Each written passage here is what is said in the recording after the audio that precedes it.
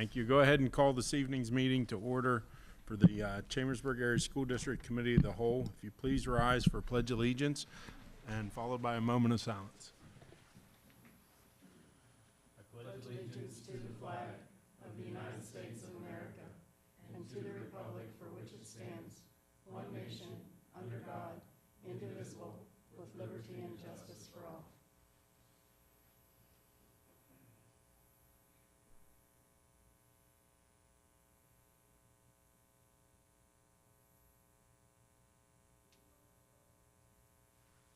Thank you.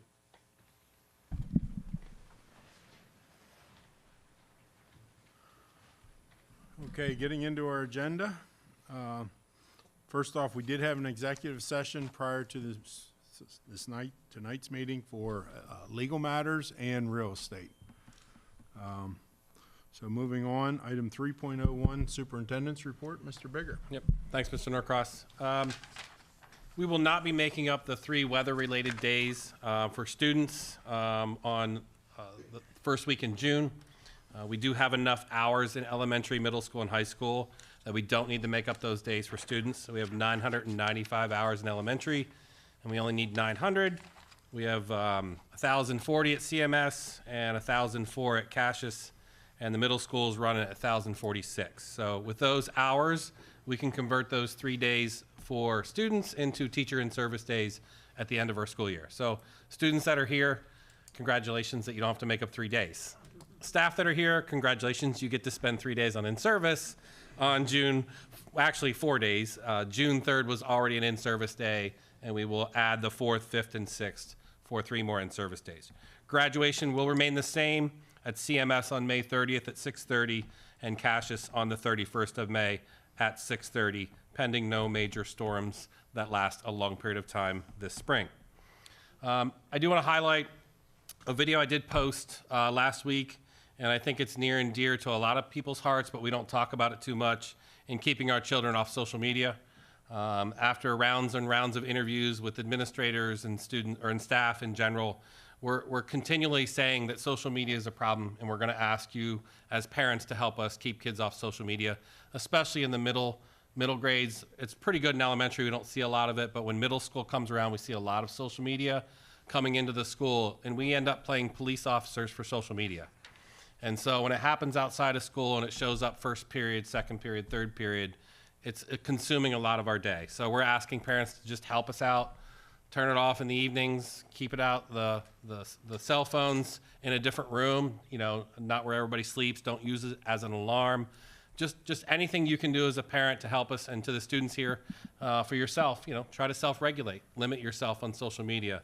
It's just becoming something that's almost to the point where we're ready to say, we need your help, and we're going to do something more if we don't get more help. So whether that's not having cell phones, we're not sure. We don't want to go down that path just yet, but we just need your help. So I appreciate that, and that concludes my report at this time. Okay, thank you, Mr. Bigger. Item 3.02, President's Report. First, I'd like to thank my colleague and partner, Mrs. Gogler, for filling in last meeting. In my absence, I had a professional commitment with my day job, and that's where I was last meeting. So thank you, Mrs. Gogler, and I hear it was a very smooth meeting. Couple other things just real quick as we're getting close to graduation. This is a repeat comment of mine. I apologize, but one of the few rewards we get for being on the school board, personally, I believe, is the ability to attend graduation. So I encourage each and every board member to make sure you get that on your calendar and try everything you can to attend graduation. It's a very enjoyable time. And to that point, I also serve as president of the JOC at Career Tech, and they did the licensed practical nursing program graduation there a week and a half ago or so. It was a great evening, another great ceremony. Small class, but it was a great class. I think it was the 65th year, 65 years, and there's been 120 graduating classes in those 65 years. That's a pretty good history of putting healthcare workers and providers in our community. And I know she would never acknowledge it herself, but again, my esteemed partner here and colleague provides a generous scholarship or reward, not a scholarship, a reward to a graduating student who overcomes, a lot of the challenges that they do. And Faye does it in honor of her mother, who dreamed of being a nurse, and Faye lived that dream out for her mother. So there's once again this year, there's another lucky recipient of the Faye Gogler Scholarship from the Practical Nursing Program. So thank you, Faye. Okay, item 3.03, presentations.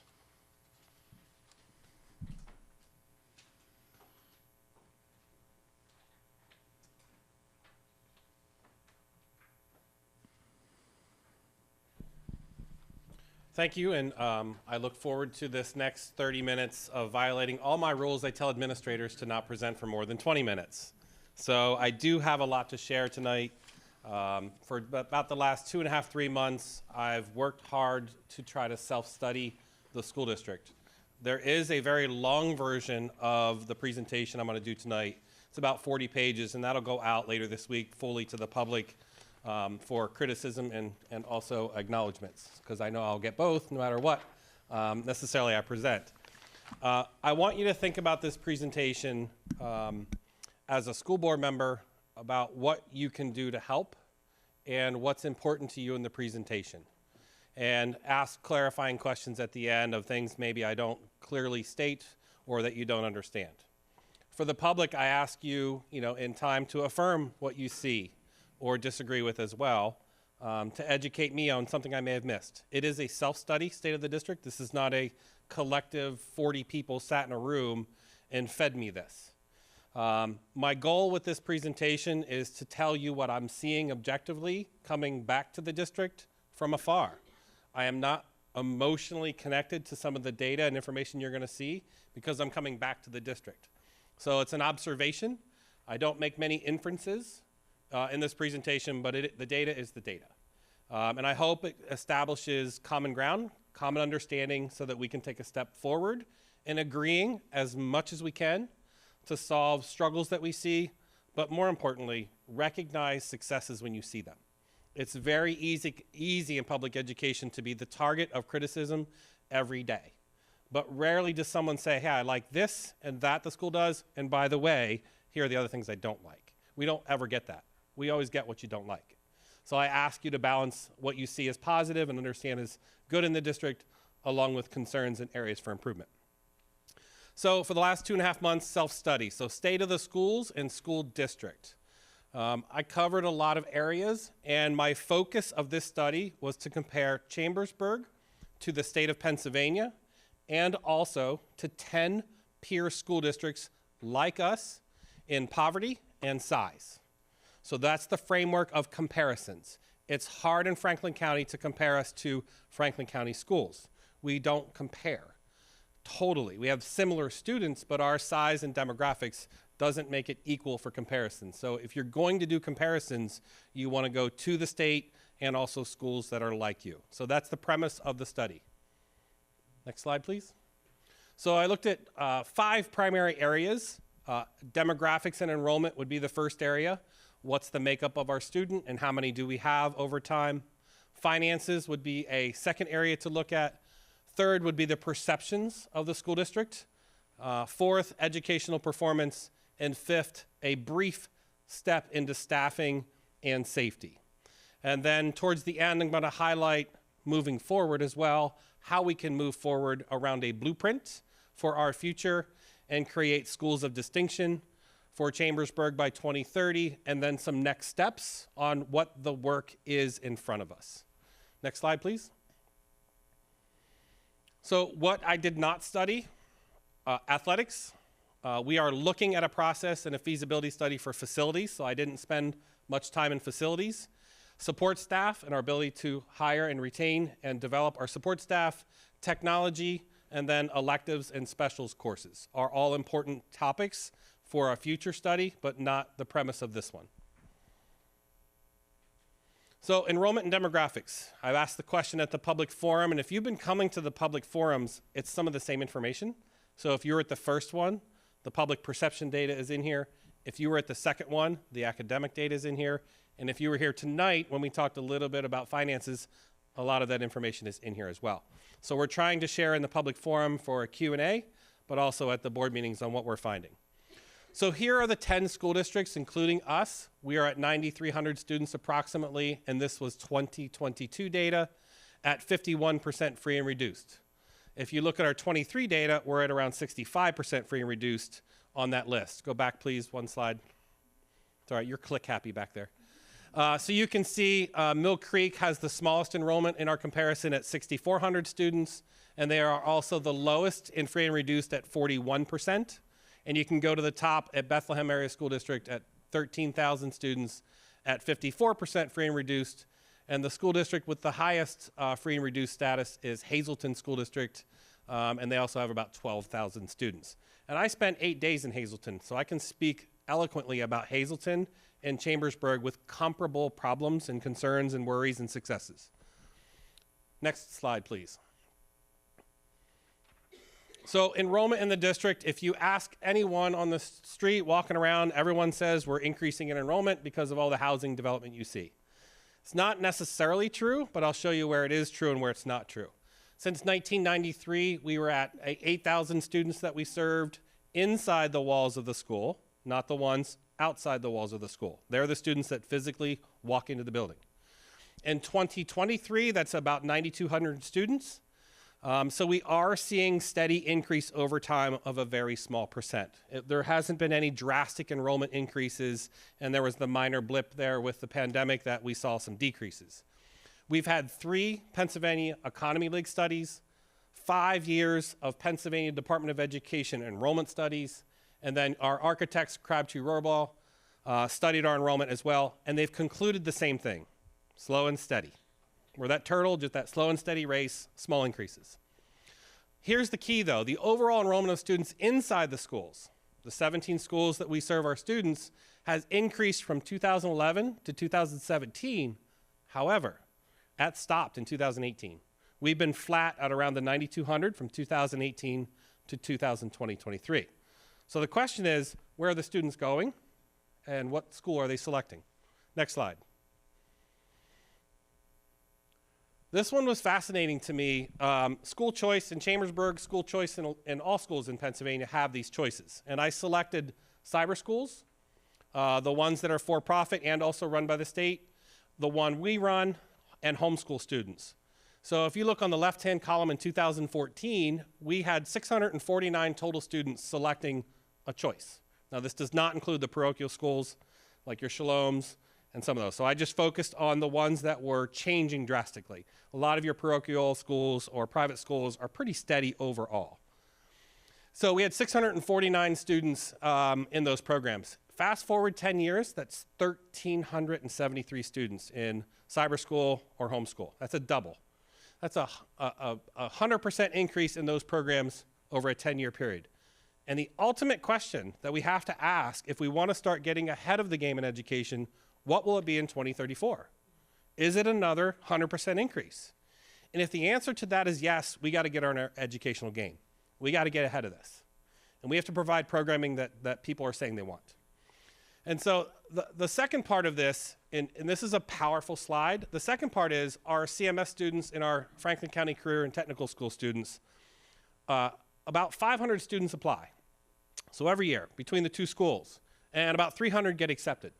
That means 200 students don't get what they want. Where do you think they go? Some go back to the high school, some choose cyber school, some go to homeschool, some make it, but they're telling us what they're looking for. This slide is so important to our future that if we don't get programming right and we don't have students that match our programming, this will continue in the next 10 years and the 10 years and the 10 years. And so I can't emphasize this slide enough. This is what's changing right in front of us. I'm just showing you the data that's saying that. Next slide, please. Our demographics in 2015 were at 52% free and reduced in the circle on the left there, and 11% special education by population, and 5% English language learners. If you move to the right-hand side in 2023, you can see that changes to 65%, which is our latest number of free and reduced, 16% special ed, which is not unique to Chambersburg, and then 14% ELLs, which is not unique to Pierce School District, but is unique to Chambersburg. So approximately 1,000 more students who are furthest away from educational opportunity. They're the ones that struggle the most. That's 1,000 more.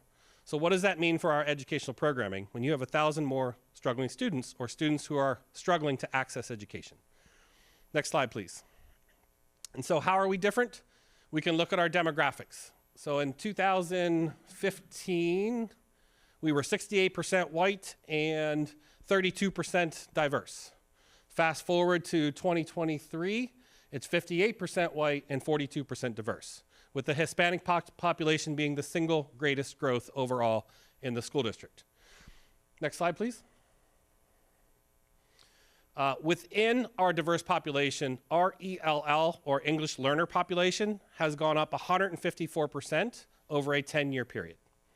And I can say this because I left the district right around 2015. So there were 500 students in ELL land. I come back, we're over 1,400 now. This slide was from October, where the data was created.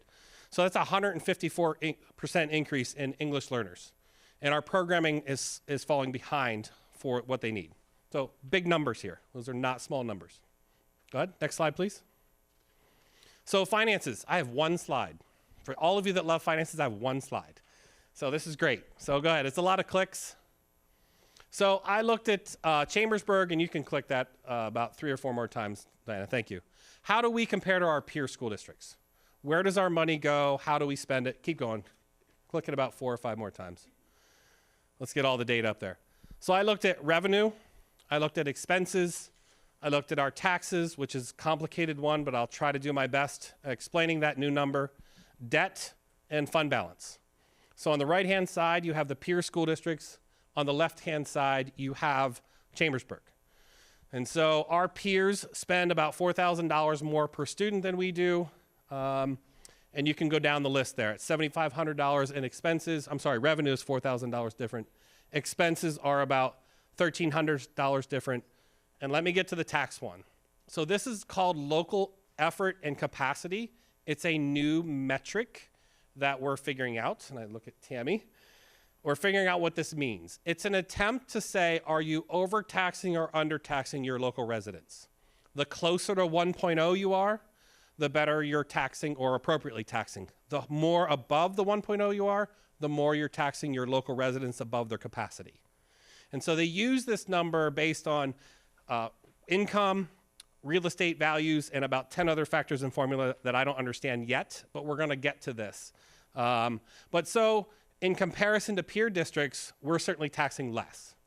And we have to find out what the 0.1 means. So if we're 1.1, which is above the 1.0 target, how much does that mean we're slightly overtaxing, and what's that number mean? So I'm just showing you that number because it's part of the new formula. And I say this about the educational funding formula because this is how it's being distributed. So the new formula, which we're starting to see, needs to change. The state Supreme Court has said it's wrong how we're doing it, the state is, and the legislators are now assigned an approach to fix it. And so they're using this number to help redistribute dollars from the state to schools. The hope for Chambersburg would be, because we're spending less and we're taxing appropriately, that we would see more money. Now I can tell you in my previous district, we ran the numbers. In Littlestown, we would lose money. And it's a different demographic, it's a different background. And so there will be school districts that lose money or don't gain as much, and others will gain more. So this formula we're figuring out. But for the point of tonight's presentation, we're appropriately taxing at the 1.1 in comparison to the peer districts who are taxing a little bit more. Now you look at total debt. Debt is typically your buildings and your facilities and how you keep them updated with air conditioning and improvements and so on. So on the left-hand side, it's 6% of total expenses for Chambersburg, and on the right-hand side, our comparison districts are around 9%. And that's about the state average, I believe, if you look at all districts, are around that 9–10%. And then our fund balance is the one we're comparable at $3,200 per student. We have the comparable fund balances to peer districts. Next slide, please. So public perceptions. When people don't have kids in school and aren't connected, how do they get information? They use public websites. And they draw their own conclusions. If they're shopping for a house and they're moving to this area, they compare schools. They don't call the school and say, are you the best school? Every school is going to say they're the best school. So they find data sources that are different than necessarily calling a school. So I scoured them for you and put them up here. So let's go through public perceptions. So niche is the first one. And sorry, Diana, you're going to have to do some click happiness back there. All right, just stop there. So niche ranks Chambersburg overall as a B- with a 3.5 rating out of 5 with a strength in diversity and athletics. That's what they say about us. Now, we don't provide them data. They go harvest their own data. So go to the next one. U.S. News and World Report, one more click, is a very popular one. We do have the Career Magnet School that qualifies for a badge ranking, which means they are in the top 40% of schools. And they ranked 294th out of 665 school districts that are ranked. So congratulations, CMS, and I think CMS is here, some of you. Next one. So elementary has a similar rating system, and we do have a school that made the U.S. News and World Report, and that's Hamilton Heights. They're number 1 in Chambersburg with this data set, and they rank 579th out of 1,452 schools, and they qualify for a badge because they're in the top 40%. Next one. This one's schooldigger.com. They give a school district ranking at 381 out of 606. And the last one is greatschools.org. They give Chambersburg in 2002 was their last update. 5 schools were below average, 9 were average, and 3 schools were above average with Cams North, Cams South, and Guilford Hills scoring above average. All of them use similar metrics, but they weight them differently to get different results. But the perceptions are the perceptions. That's what drives people's decisions. Next slide. In March of 2023, there was a survey done prior to my arrival where we've asked many students, staff, and parents, what do you think about the school? What are your perceptions? So here were some of the key takeaways. And actually the public forum, the first one, helped me disaggregate this information to something that we can begin to wrap our heads around a little bit without getting too deep into the survey.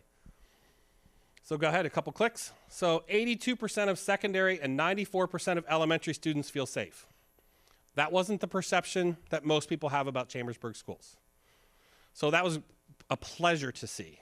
Another statistics, teachers and staff in general are doing a good job with responses exceeding 80% for the majority of the questions. It's good to see that. High trust in our staff overall. Bullying continues, though, as a concern. We don't even know necessarily what we agree that the common term for bullying is, but we have it as a constant benchmark across many schools. And that one's still surfacing, along with consistent discipline across the district. Can we be more consistent in our approaches? Cell phone usage and technology, somewhat why I shared the video last week and also am helping share what we're finding, are some general root causes potentially for secondary schools primarily around the use of it. And the last one is suggestions were made to ramp up internal incentives of the climate and positivity and safety of all buildings. So those are some basic perception survey results from all the students, staff, and parents. Next slide, please.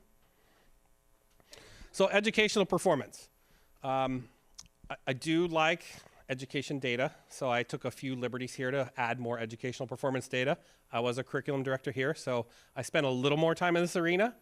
And I hope I can help it make sense to you in the way you want to look at it. So go ahead. So I looked at pre-pandemic to post-pandemic. It's something people would rally around. Hey, how did we do before the pandemic? How are we doing after the pandemic? I think it's a fair statement to say, and it gets you engaged in the conversation. So I want to go through the chart so you understand it first. So this one is our elementary schools in grades 3, 4, and 5. The number you see represents the percent of proficient students by subject area of English language arts, math, and science.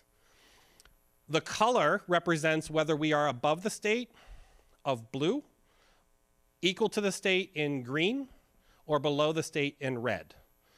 So looking at proficiency rates, almost all schools in the state of Pennsylvania saw a decrease in proficiency rates. So the question is, did you fall further behind than peers? That's the question you should ask. So I attempted to try to solve that question. So on the left-hand side, in 2019, for grade 3, we were at 63% proficient in ELA. Grade 4 was 66, and grade 5 was 62, with 2 of the 3 grades above the state average. And then you can see the colors, and certainly the percentages are down in 2023, and the same thing for math, with science remaining strong. That's elementary. Next slide, please. So middle school, anomaly. Not many schools got better. So middle school, grades 6, 7, 8, same structure. English language arts, math, science. Blue and green in 2019 for grades 6, 7, and 8, ELA, all blue, 2023. And then you look at math, 2019, 2 blues and a red, and then in 2023, 2 blues and a red, and then both blue for science.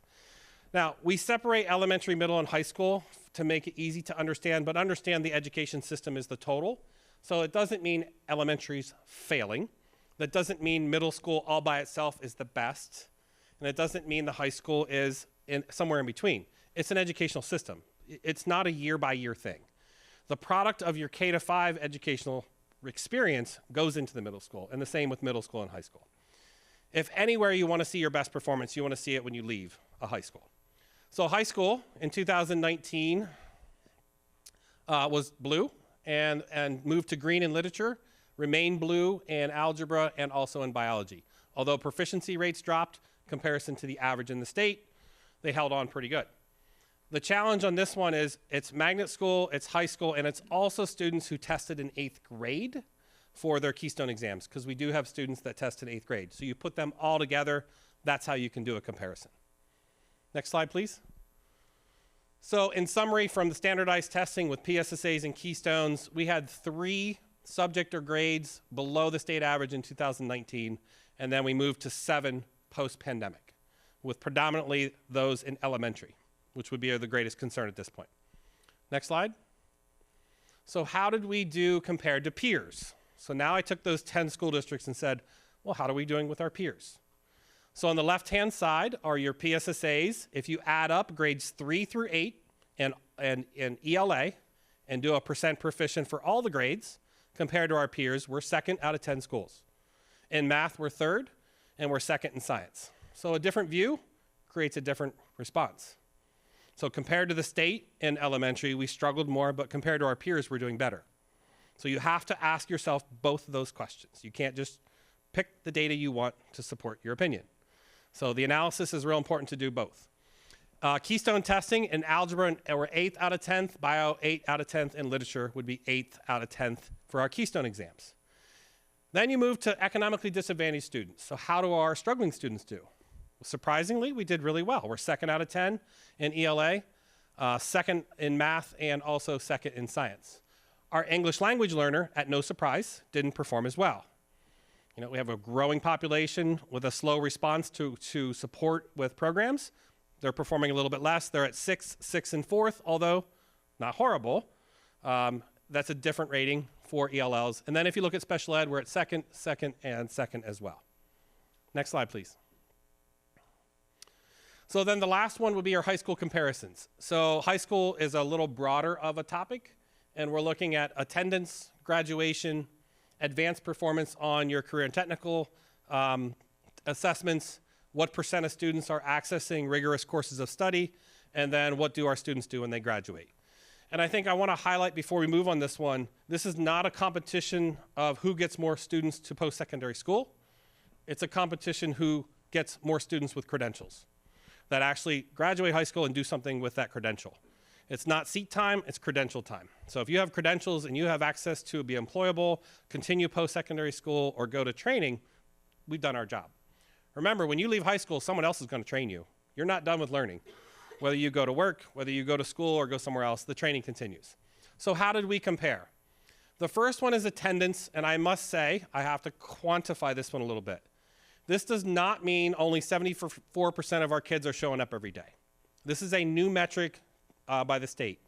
If you go back to the old metric, 85 to 92% of our kids show up every day. This metric, though, is saying what % of the students at the end of the year are not chronically absent. defined as more than 18 days of school missed. So this is saying in the state average, 74% of the students are not chronically absent. They don't miss more than 18 days. But 26% of the students do miss more than 18 days. Make sense? You can miss 18 days and still be a high-performing student. So the metric has some struggles, but in comparison, now that you understand that I don't want you to walk out of here and say 25% of the kids aren't going to school every day. That's not the point. So, but comparison-wise, we're below the state average and about equal to our peers with attendance. Four-year graduation, state average is 87, we're at 81, and then 87 for our peers. As far as industry-based learning, 6% of the students are advanced on the industry-based certificates, which is your NOCTI typically, and we're at 8%, and our peers are at 8%. And then what percent of our students access rigorous courses of study? 55 for the state, 49 for us, and 46 for our peers. And then graduates with some level of certificates, it's 76% state, 70 for Chambersburg, and 74. The colors represent something similar. The dark blue, you're above the state. The yellow, you're below the state. And the color I can't see or tell you is equal to the state. All right, next slide, please. All right, safety. I just started to dabble my toe into safety. So let's just do, I think there's one slide on this. I'm impressed with the police department's ability to track information and have this for you. If you didn't notice on the board reports or presentations every month or every other month, we're starting to share our safety data publicly so that everyone can see and understand what we deal with on a regular basis, but also to calm you down. Again, I think perceptions around safety were very high around possible difficulties, but when you look at the data, it does calm you down a little bit when you have a student body of 9,200 students. So this report post-COVID, so I would move beyond the 2021 school year because it was a haphazard year. But if you look at 22, 23, and present data, you can see trend lines with things that certainly concern us, but also there's fluctuation in the data. And I'm so thankful we do have a really strong safety department. We have lots of people who utilize Safe to Say and respond very quickly here when a lot of other schools don't have these type of resources. So I'm very, very thankful you have them, but also they are needed. Next slide highlights the Safe to Say incident tips. This doesn't mean that was an accurate tip. It just means someone said, I'm worried about someone and it's a life safety threat. I think they're suicidal. They report it. This is a raw number. We're not giving you out of the 11 safety tips this year, how many were real, how many were not so severe. But you can begin to see patterns over time. So far this year, we've had 11 life safety tips, 17 bullying, no harassment or weapons, 6 threats. Now, we have had a weapon since the data was given to me, I do know that. 6 threats and 8 drugs. So we can begin to pattern and target our interventions and prevention systems for the students around safety. Any survey you do at any school, what's the number one concern all parents and students have? Am I safe in school? Show me I'm safe in school and prove that to me. So we're not going to hide around the data. We're going to share the data and work through that. Next one. Opportunities and next steps. So this is where I paused. And again, there's a 40-some page report with a lot more details. That I didn't present everything. I just took what I think was most germane for us tonight. What are our opportunities and next steps? So this is where I turn the page a little bit and say, where can we go? Go ahead. So we have 5 schools that are excelling. We have safe schools and caring staff. And we are meeting expectations at a low cost per student, but fading. We have 4 schools in improvement status, and I want to identify school improvement status. Both high schools, Buchanan and Stevens, have been identified in school improvement status for a subgroup performance, a graduation, an attendance, or an academic performance. So if one of the metrics falls pretty low, we get on school improvement status. That doesn't mean you blame the entire school for being horrible and failing. Okay, it's on school improvement for a targeted reason, and that's what we work on our plans for. We have the highest student to staff ratio compared to peers. You will see that in the report in detail. And then also on the right-hand side, we begin to talk about elementary learning loss as a high concern with our changing demographics and higher need, our ELL programming, and then those 500 students in high school that maybe don't have the right programming. And we have to focus on the credentials and certifications they can get before they graduate. And then a last one that has emerged has been around elementary special education facilities. Programming has changed in the last 10 years, and I would say the last 20. When we have a special ed program such as autism, it is a full classroom with 8 students in it. Well, the schools weren't designed to have large amounts of autistic students in all the buildings, so we're out of space. That doesn't mean we're over capacity with serving all students, it just means our programming doesn't match. So we have some opportunities in elementary to update our facilities in some way to match the programming. Next slide. So I'm not gonna obsess over this one, I'm just gonna pick 2 things. This gets a little esoteric, academic, and philosophical, but schools of distinction. So when we start developing a blueprint, we have to rally around some things, and we have to have guiding principles to say, what are we gonna rally around to improve our schools? What would that look like? So I created some guiding principles of what is a traditional school on the left-hand side, which you can feel, see, and hear. And then on the right-hand side is what we see when you benchmark schools of high performance. So I'm gonna pick 2 of my favorite. The one where you wait until you fail on the left and it's called remediation, or you prevent and intervene before you fail. That one we have to get better at. We tend to be really good at crisis response, but not predicting a problem that's coming. So how can we get better at that one? The second one, I would say quality over quantity. We can't do it all, but what we pick, we do well. And if we can do those 2 things in the next 5, 6 years, we will have schools of distinction, but we can't do it all. Next slide, please. So what does a blueprint mean?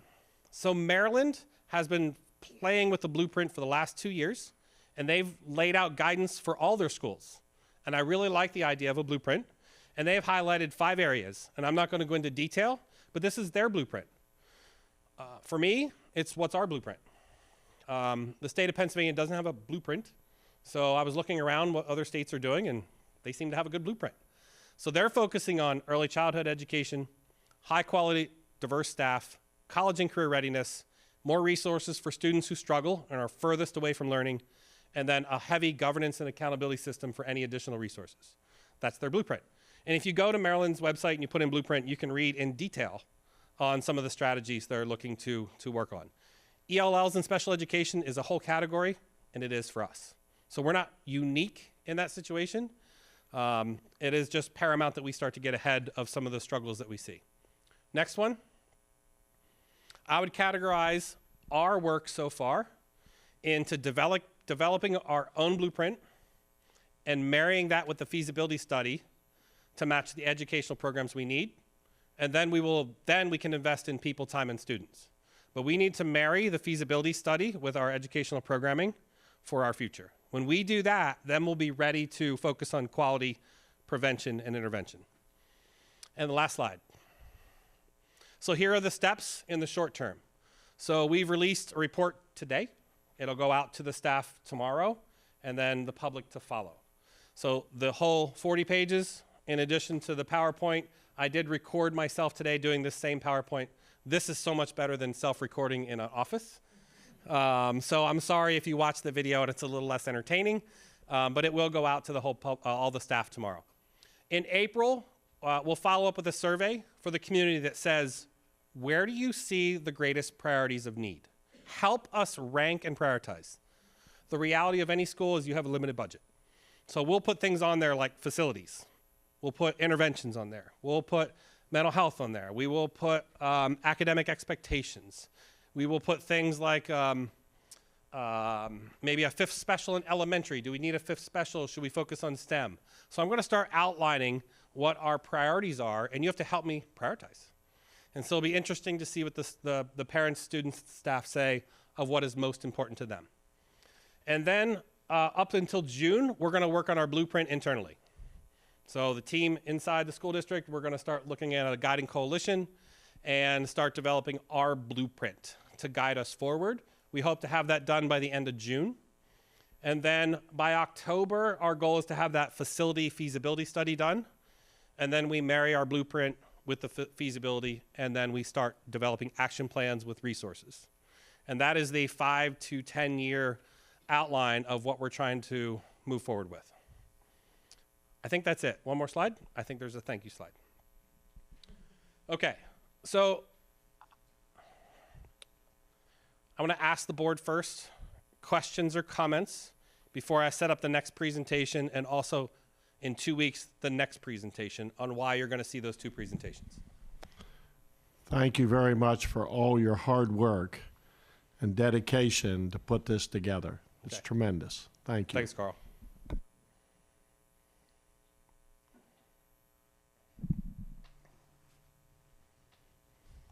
Yeah, I just want to say thank you. I spent an hour and a half on Sunday afternoon being entertained. And honestly, my reaction was, it's pretty darn brilliant, putting all this together and warts and all. And I think you're fulfilling your obligation to say, hey, let's get a baseline, see where we are. We know where our problems are, where we have our strengths, and then move forward. So thank you for that. Thanks, Mike. Other board members? Okay, Yes, well done. It's helpful. Okay. Not just for us, but for the public. good. Okay. I'm so impressed with the number of people who are here tonight to hear this. Thank you for coming. So what? I get to go last. Oh, Chris. go ahead, Ed. Thank you. Benefit. I wrote down some notes as you were speaking, and very impressed. Thank you. I was very encouraged when the board selected you to be our new leader, and you haven't disappointed this old fella a bit. But a couple things just like to just mention I wrote down. I think one of your opening comments was important topics. You know, you focus on important topics, not all the topics. As Chris, as you and I started talking after the board had chosen you to be our next leader, that there are so many things that need to be done, so many things we want to be done, and so many things we'd like to be done. But if we try to do everything at once, Right. we're gonna all fail. Right. And it's choosing not the low-hanging fruit, Right. the high Most- fruit that's hard to reach first, where we're going to get the most results. And in my 11th year, sitting around this table, or in COVID around the edge of the room, I'm more encouraged than I've ever been. Just when I came on the board, in the middle of athletic coaching fiasco, another fiasco with administration, staff, conflicts, and tensions. So if you ever wanted to get baptism by fire on the school board, I thought, wow, you really picked a good time, fella. Well, little did I know of this thing called COVID coming down the road a couple years later. Real fun times. And one of the other things, it just hit me sitting here. I've thought about it often. I wrote it down. Since 2019 to the present, 5 years, including acting, we have had 5 different superintendents in this district. And that's, that was the end of Dr. Podasic's run, but he was here and still in 2019. We're in the beginning of 2024. Now Chris is here. From including Dr. Podasic and now Chris, that's 5 superintendents in 5 years. In my 11 years with 5 different superintendents, this is the first time I've ever seen this thorough of a report. And I'm just encouraged for the future.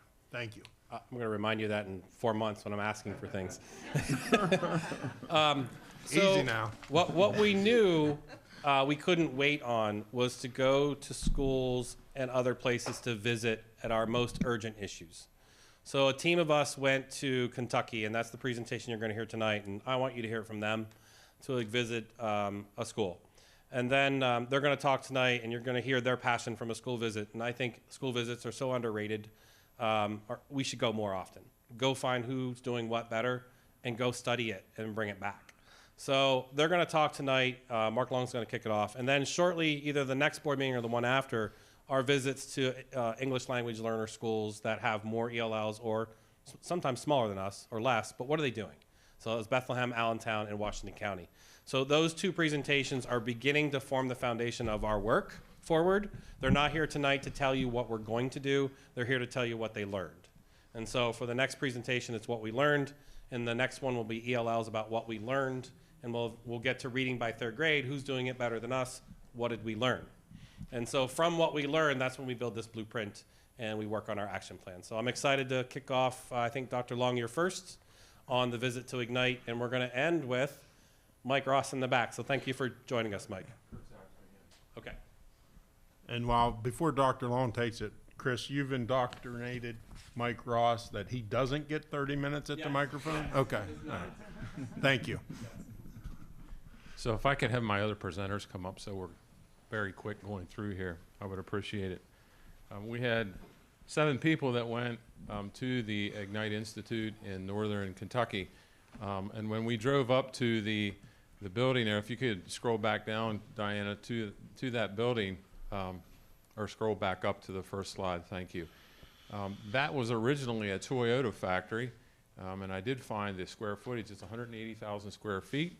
And the Toyota, since they were moving out, the superintendent was there, was like, wait a second, we're losing something really important to our community, and we need to do something. So he went and partnered with Toyota, and if I remember right, Chris, they actually gave them that building, correct? Toyota gave them that building. So when you go to the next slide, Diana, this Ignite Institute was formed in 2018 as the first Northern Kentucky regional high school. 10 high schools feed into this school. The school contains 1,000 students. It's an application-based school. So within the 10 high schools, there's 21,000 students. So it's highly sought after, and they do have a wait list as well. But when we were flying out, we were all excited about getting there because all of us had talked and went on their website and looked at different things. One thing that I want to read to you is the actual focus of the school. It is to provide education and experience in career fields that are in high demand in their community. We are creating a reality where industry and education work together to ensure that scholars have the skills and creativity to succeed in our society. Through project-based learning, Ignite scholars will have authentic, real-world experiences that will prepare them for the jobs of the future. And they'll have many different opportunities to do that. And we're here tonight just to share some of those items with you. If you go to the next slide, well, wait a second, Diana. If you look at that top picture up there, it's hard to see. But that's walking into the front doors into the school. And as you can see, that's their cafeteria, but that's their main hallway as well. So their main hallway was their cafeteria, and it was basically their hub of the school. And if you look down along the sides, it's very difficult, and maybe you can look at it later online. But the classroom fronts are glass encased. Wow, I can't even talk. And then the one area has a large door, a garage door, because that room only held 600 kids, and they needed to have space for assemblies for 1,000. So they put a garage door there, and then they could put chairs back in through the cafeteria. Innovative thinking went from the building, but also the supplying the students' academics. If you go to the next slide, Diana. So the premise of why we attended, we're looking at holistic stats now. 49% of our students attend a college or a university when they graduate. 5% go to the military, and then 46% go to the workforce, whether they're coming out of the Career Center or if they're undecided students of what to do. And we do not want that. We want every student to have something behind their name that they can walk out and be productive in whatever they do. Next slide, please. So the premise of our visit basically was there's 500 students, 9 through 12, that really at one year we are losing. And we want to make sure that we do something in the future that is really going to make the change. We're also looking at a $40 million upgrade to CAM South in the future, but we want to make sure the programming is in the right path for that upgrade as well. So with that, you know, we heard a lot of terms used by the scholars, and we have to call them scholars because that's what they introduced us at the school as our tour guides. They were scholars of that school. We heard terms such as collaboration, creativity, critical thinking, and cooperation naturally, but also authentic learning. I heard from my young lady but also things that suit me was constant throughout the whole trip with the different scholars there. But the school was built on 4 pillars. We're going to go through those pillars right now. The 4 are dual credit, workforce development, project-based learning, and personalization. So the next person on our list to speak is Lindsay Leonard. She's our head counselor. Lindsay? So talking of that first pillar, and I will let you know, I am the head counselor, but I also have a full caseload, and this year I'm working with seniors, so I am about this deep into dual enrollment and counting credits, so this is a great slide for me to talk about. The scholars at Ignite had unbelievable access to dual enrollment credit. So if you don't know what dual enrollment credit is, you're working with a local post-secondary education, either a local college, maybe like for us, we work with Wilson, we work with Hack, we work with Shippensburg, and the students are getting dual credits. They're taking high school credits, it's counting towards high school graduation, but it's also counting towards college or post-secondary education. And as you can see those numbers there, there's many, many students that are coming out of Ignite with their associate's degree, some of them coming out with 2 associate's degrees. And today, before I left my office, I thought I'd do a little math. I went on Shippensburg University's cost of attendance for the 24-25 school year. And if you're living on campus at SHIP is a big school that we partner at CMS and at Cassius for dual enrollment. If you're going to live on campus next year, it's going to cost you $31,900.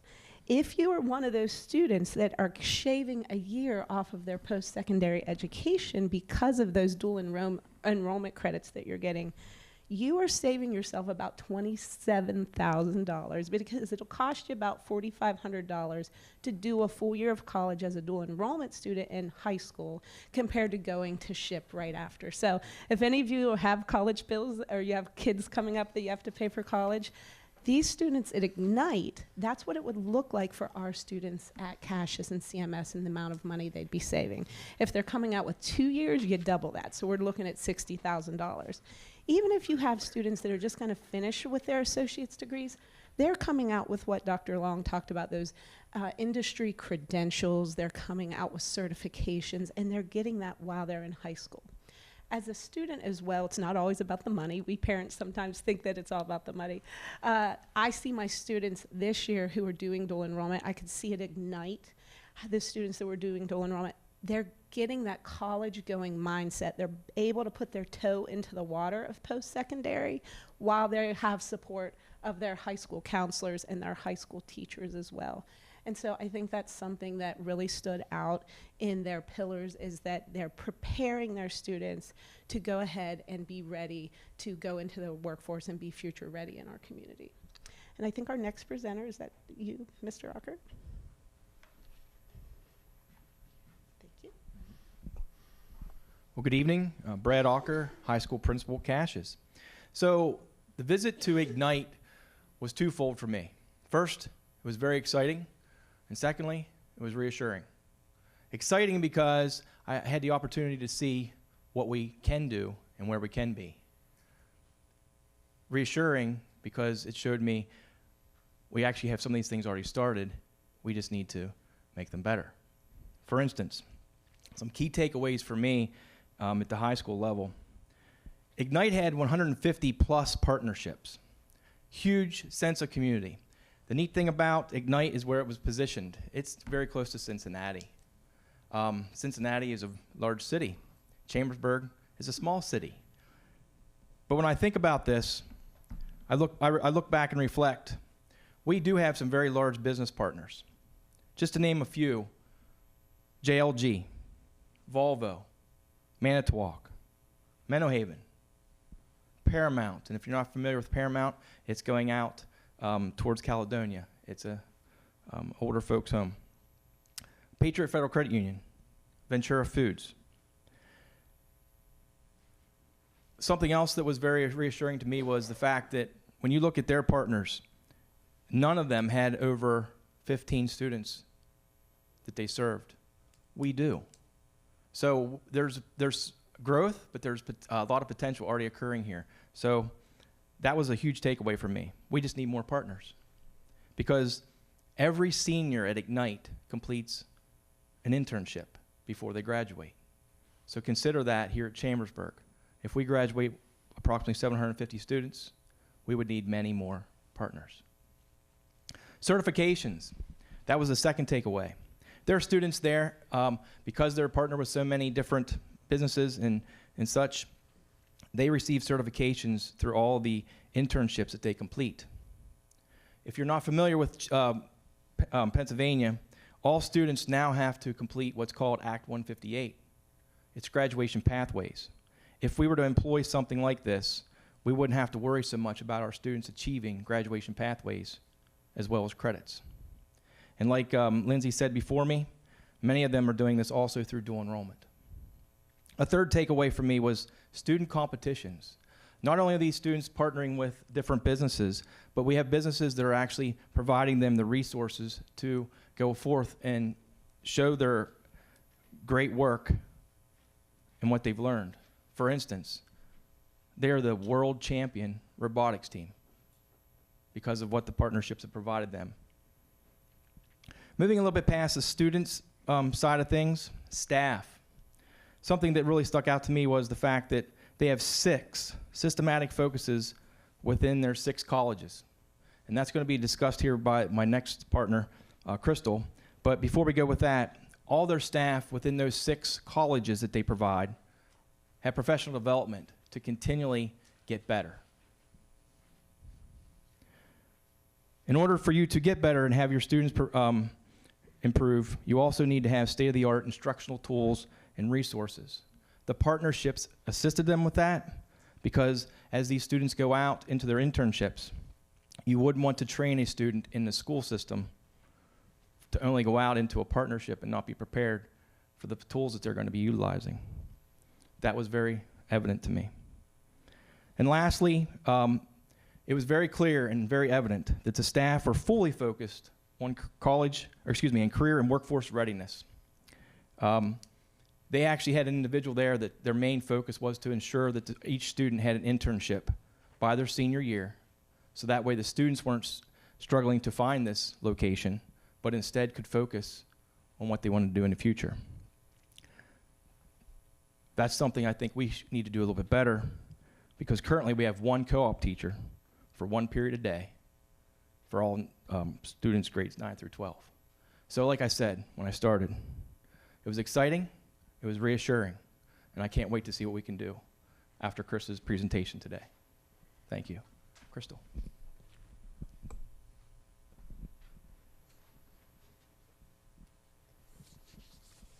Good evening, I'm Crystal Lautenslager. I'm with the Division of Curriculum and Instruction, and being able to visit Ignite was an exciting opportunity to not only get to see what students learn, but also how they get to learn it. And the academic program that they have there and the way the students are scheduled, slightly different, you know, how we do it with Chambersburg, but similar to what Mr. Ocker said. So many opportunities of what we can do and confirmation of things that we are doing. So looking there at the different colleges of innovation, the Ignite student schedule consists of 3 days of content and career classes, and they would be on Mondays, Wednesdays, and Fridays. And then they would have 2 days of project-based learning on their Tuesdays and Thursdays. They modeled their instruction around an initiative many of you might be familiar with. It's called Project Lead the Way. And when you read about that or when you hear about that, the key words that would come to mind would be engaging, would be discovery, exploratory, problem-based.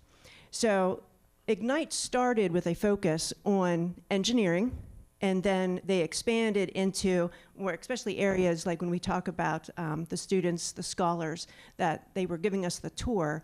I actually had the opportunity to have 2, and they were in the fields of biomedical and engineering and education, and then also computer science. So it was really almost like Christmas morning for me, being someone who just loves seeing what people do and how teachers do instruction and how students are engaged with that. So when you look at the graphic, at the center, you see the word design right in the middle of those colleges of innovation. And Project Lead the Way has what's called the engineering design process. And that process is what ties together, it's the thread that ties together the students' content learning and their career objectives. And if we go to the next slide.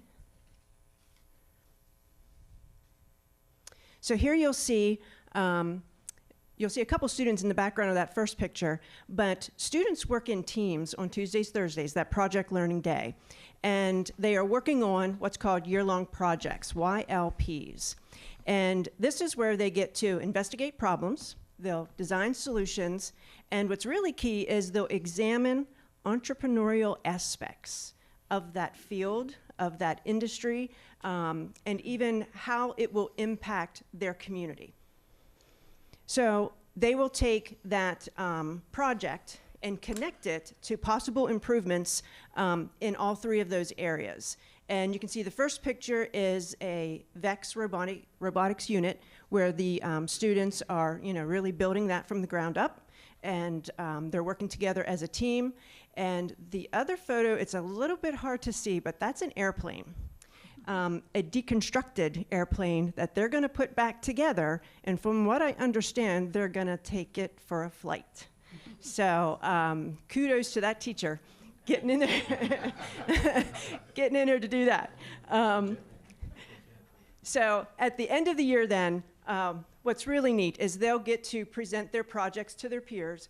And you think about Steve Jobs and how they have the big screen in the back and that auditorium that Dr. Long was talking about. They'll get to stand up on stage and share all the great things that they did together as a team. They'll showcase their findings and then refine their skills in collaboration and communication. So now I'm going to turn it over to Mr. Stinger, where he's going to talk a little bit more about those professional habits and how students develop those. Thank you. I'm Sean Stinger, principal of the CMS. The first thing that really struck us after you look at the facade outside and the size of the building and the open architecture is as we walk in the building and we meet these scholars, they come up, they shake your hands, they look in your eyes, they introduce themselves, they tell you what college they're in and what their ambitions are. I thought, okay, these are the people giving you tours, so they're trained to do this, right? We go into the first college, 3 kids come right up to you, same thing. I'm Mrs. Gogler, I do this, this, this. And it was mind-blowing. I'm like, I felt like we were the only group ever to visit this school. We were that special. But come to find out, they have professional habits.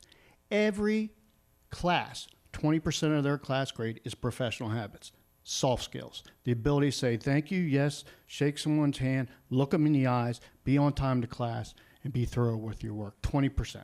Very powerful, one of the things that really stuck out to me. The next thing is the personalization, which I really believe in education. So my young lady was in the engineering department.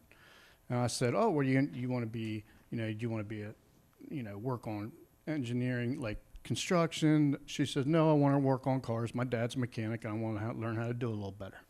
So she's getting this really high level, which most people wouldn't think, but she wants to push the envelope in the auto tech industry, okay? And that's the personalization.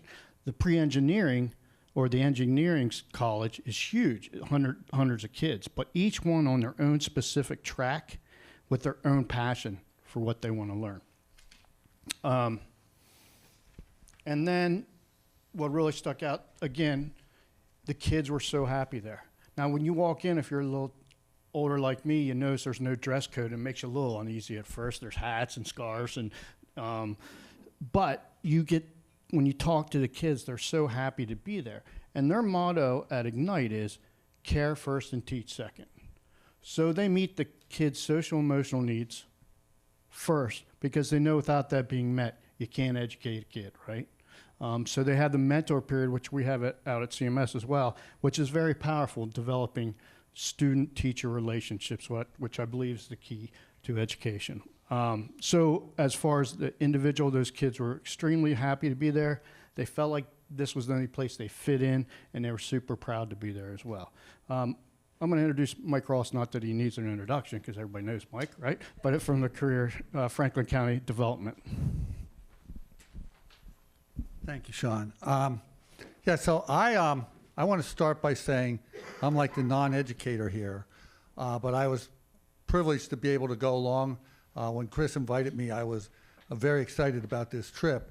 And I want to start by saying, well, I got to meet and be with this team when I went out there. And I'm not saying this to be patronizing at all, but it reinforced and reassured me of their commitment to education. Because every one of these folks is totally committed to being the best and making this district the best it can be. So I say that very respectfully, and so privileged to be a part of this team. So from being able to go out and look at, and I don't have a real slide, so don't worry We'll put one about in there that. for you. No, I appreciate that. But it is reflective of what we do from an economic development standpoint, where we're trying to retain and expand businesses, we're trying to recruit and diversify our economy and work with folks that are starting, which is very similar to what our economic development team in Boone County is doing. And they've been able to use this school very effectively in meeting the workforce needs of their regional economy. And that's what we're trying to do. And when companies are looking, they're looking at a community's commitment to education. And it's very evident in Boone County. And so that was very impressive to me. I think, and as an aside, I'm also the vice chair of the South Central Workforce Development Board, which is the 8-county regional board that looks at workforce development needs. And what we're focused on right now is best practices and trying to really look at how more students can be credentialed as they come out of high school, out of college, so that they are more career ready. This school does that, and I think, and that was very impressive, and how, and it's really helping them to diversify their economy. Again, I think the relationships with their local community colleges, and in their case, they have articulation agreements with every university in the state of Kentucky. So these kids, when they earn these degrees, it's recognized by every university and college in Kentucky. I'd like to see us start to make sure that we're recognized in articulation agreements with at least Shippensburg, Wilson, and Penn State, but hopefully beyond that, and Harrisburg Area Community College, ideally Hagerstown Community College, so that we're be able to build those relationships. I think that what this school has done, which I think I would love to see happen here, I think, again, it's reflective of their commitment to education. I think it's strengthened and expanded their relationships with local employers. And again, as has been already talked about, you can't overstate the importance of that. So, Brad, when you're talking about the co-op program and getting students placed, I mean, they do a great job. And I think they had 186 employers that are tied to this school. And that's just remarkable. The one thing that is a little different, and I think that Chris had addressed and some of the others, is they're dealing with the countywide school system. We're dealing with, I think, I would love to see Chambersburg pilot something like this, because I think this is the right school district to do that. But I think that we are different in that way in Pennsylvania. We're both commonwealths, but they are, that's one of the four. We're two of the four. So, but I don't know what that means. But again, I think, and where I see this, this is our, and I want to back up. We do a lot of things right here. I got to tell you, we do a lot of things right. In our magnet school, I think at the high school, at every high school, the magnet school and the career tech are doing a lot of things right. This just expands what's being done. And I think it was described to me when we were leaving for this. I think, Chris, you were the first one to tell me this is our career tech on steroids, and that's what it is. So I would love to see that happen. Again, I want to thank you for giving me the opportunity to be a part of this. And if you advance this idea, I would love to I will be supportive in every way I can. So with that, Kurt, you're on. Less than 30 minutes, Ed. I'm going to wrap it up, and I think Chris will probably help wrap it up a little bit as well. But one of the most exciting parts were after we had the visit, and we went to our hotel lobby, and this group here sat around and we debriefed, and it was a long debrief. Chris gave us kind of the parameters. Let's not talk about barriers. Let's talk about what you saw and what can happen. And I want to thank Mike Ross, because you came along and you were enthusiastic and you loved what you saw, and I think you really listened to everything everyone was saying, and you were very supportive, and you're ready to jump in and support us. So I think that was a big piece that really helped our visit, having that support from our workforce development here in South Central Pennsylvania. I want to reiterate what you heard in a presentation a little bit earlier tonight, that we have several hundred students that aren't getting what they need or what we could offer them. And what a great opportunity for us to provide something in addition to, we still need FCCTC, but colleges, lots of credentials for our students, even associate degrees, getting them into college and having a big first step getting into college. But as we develop that blueprint and educational programming, there is a strong need to develop these opportunities like Ignite for our kids with those credentials. And Chris alluded to that we're also doing some other visits for like our EL students. We're going to be talking about that at the next month's meeting, and very excited about the work we're going to be doing with the blueprint. So I'll turn it over to Chris to finish up. Yep.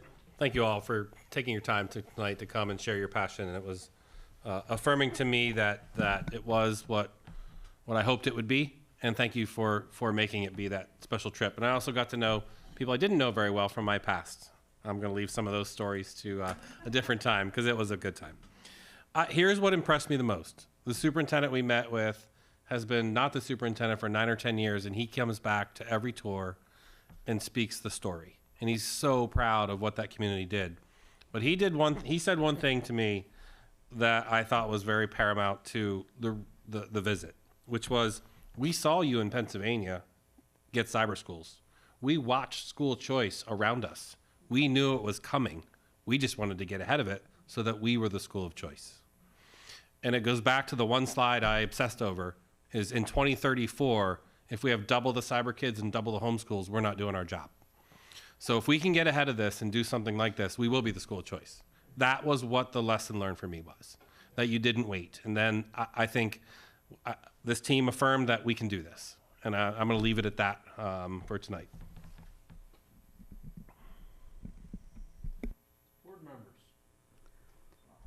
I am so happy to see an emphasis on what I have always referred to as the mass in the middle. The mass in the middle are those kids who are not necessarily college bound, and they're not in the IEP section. They just have been lost for a long time, and this is just so exciting to me. Of course, I have a strong career tech background with my own practical nursing education and my husband teaching there and so on, but expanding opportunities in the career tech area is just so needed.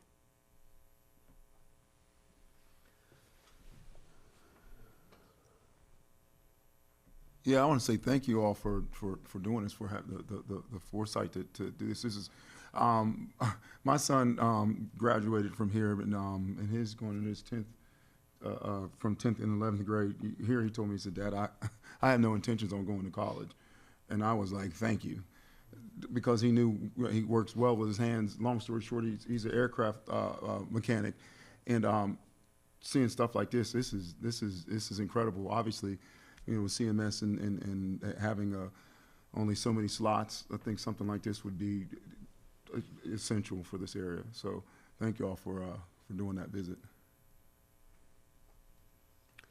Yeah, Bet, you want to say something? No, I already did.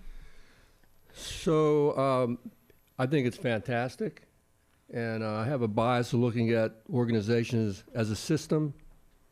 And if we want this outcome, the input starts 12 years before they get like to high school. So we really got to be doing the work at the elementary level And I believe there's a commitment to do that as well. But without that, this doesn't work very well.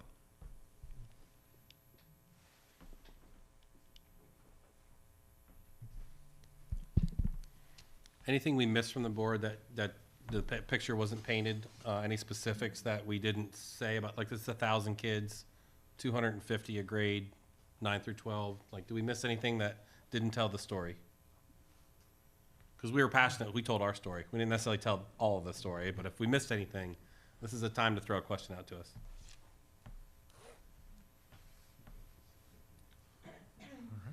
Well, thank you, Chris, and your team for bringing this forward to us, and you are certainly encouraging to those of us who get to listen to it. So, you know, as I say in the private sector, Mike, right, you have to brand it. So someone has to brand it. Now, I've got an alibi then on a question. So you must have asked the question in Kentucky. This must have cost money. And there are taxpayers in Kentucky. And there are taxpayers in this room. How did all that? You want to run the numbers? Anybody else want to take that? Kurt, you want to run it? So the building was gifted. Run away from it? Or? The building was gifted. However, they had tax incentives to get the building there. So we didn't get that number. They donated, which was approximately like a $10 million number they put on it. And then the county school put $14 million into the facility. So they had a $24 million investment 7-8 years ago. So those are the numbers just for the facility. And then the staffing and equipment and curriculum on top of all that. So we didn't get into cost of that, but that's your base number for a facility in Kentucky 8 years ago. But it really started with vision and leadership, you know. Yes, a very targeted population and a very targeted problems to solve. And then the money came, yeah. And they did get donations along the way. I think they got a grant to expand the building in the back, another $5 million. And the school is also now a model school for the state where people can write a grant to start a school. So they're going to replicate, like franchise it. They're going to replicate it throughout Kentucky. It's that popular. They're adding 200 students. 200 more students? Yeah. It's exciting. Thank you.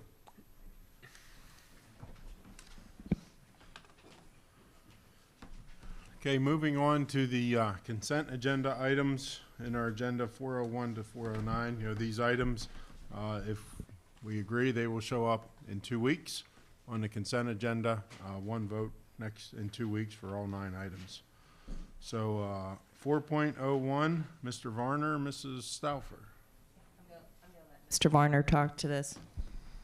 Yeah, tonight we are seeking board approval for a CoStarz cooperative contract with CM3 for the amount of $509,087 funded out of capital reserve to address failing boilers and cooling towers at Cassius. These are critical items that are on our capital project list. The project came in under budgeted amount. We had about $688,000 budgeted for this project. Scott and I and our team looked at several different options to address this equipment, and the scope of work chosen was to tie the old 1993 boiler plant into the new existing 2007 plant. There was additional capacity. So combining the two systems, we will add a single hot water pump, additional hot water pump for redundancy.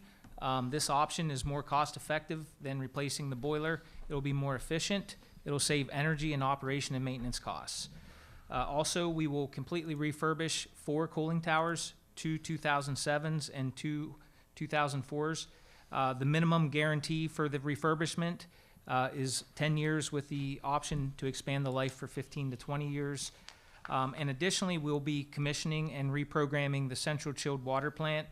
Right now, we notice chillers are short cycling, creating wear and tear on the equipment, increasing energy costs. So with that, I'll take any questions. Mr. Varner, any of these towers or facilities, were they part of the rebuild in 2005, 6, 7? Yeah, so in 2007, during the renovation, there was a new hot water plant installed for the new section of the building. At that time, they had additional capacity on that system. So we are going to do away with the old hot water plant, and tie the old section into the building to the new section. So this isn't replacing any of the new equipment yet from the 2007 restoration? No, absolutely Okay, not. Those boilers have plenty of life left on them. Good. The cooling towers, the 2007 cooling towers, were installed during the renovation. We are looking at refurbishing them, not replacing those. And the typical lifespan on a cooling tower is about 15 to 20 years before replacement or refurbishment. Okay, thank you. Is this, I'm assuming this is going to be done through the summer, over the summer months? Yeah, so obviously lead times for different components for the cooling towers are going to come into play, but we're going to do all of the boiler work this summer, and the cooling tower work may go into the fall of the year until we get out of the cooling season before we can complete all that work. So does this price, are we on a deadline on this pricing, or is that? I mean, we have a contract with them, for the guaranteed pricing, if that's what you're asking. Yeah. So, we're asking this to move forward for approval at the 27th meeting. Okay.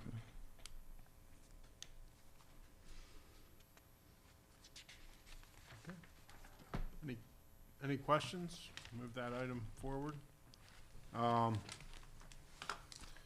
4.02 and/or 4.03. Do any board members have any questions or discussions on either of those items? Or do you want to hear an individual report on each one, or would you like to just go through them if you have any questions?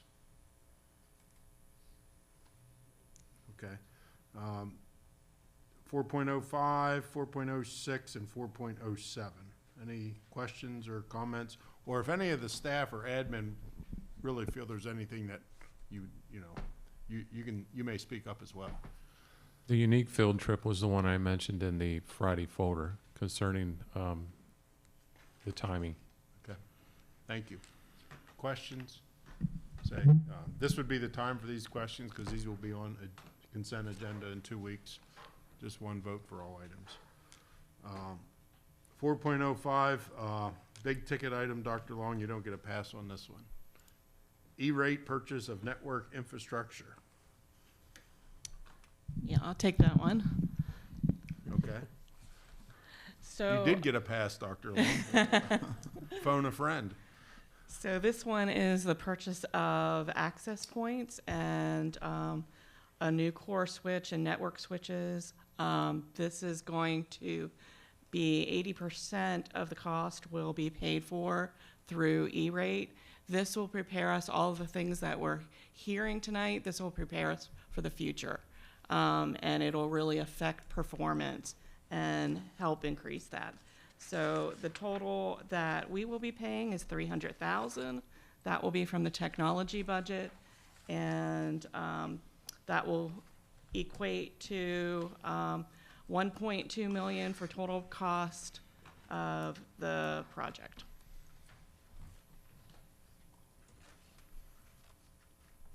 Any questions?